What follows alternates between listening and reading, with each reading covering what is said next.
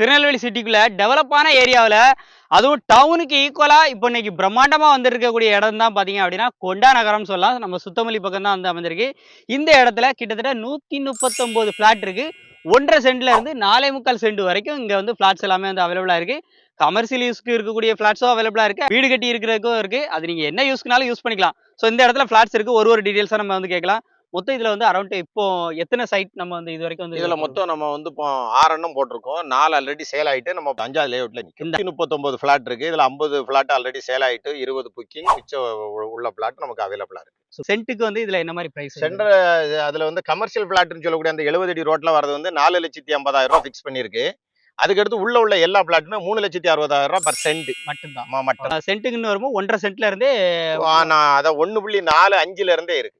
Main location வந்து சொல்லிடுறேன். Location அப்படிங்கிறது பேட்டை தாண்டின உடனே நமக்கு சுத்தமல்லி தாண்டின உடனே கொண்டா நகரம்.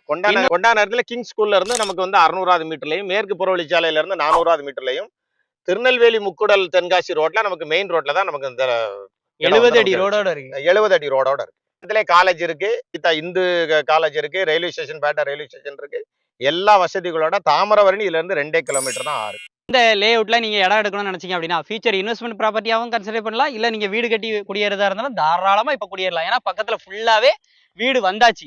ஸோ நம்பர் ஸ்கிரீன்ல கொடுத்துருக்கேன், கால் பண்ணுங்க, நேரடியா விசிட் பண்ணுங்க, வந்து ரேட்டை கம்மி பண்ணி முடிச்சு தரோம். நம்பர் ஸ்கிரீன்ல இருக்கு.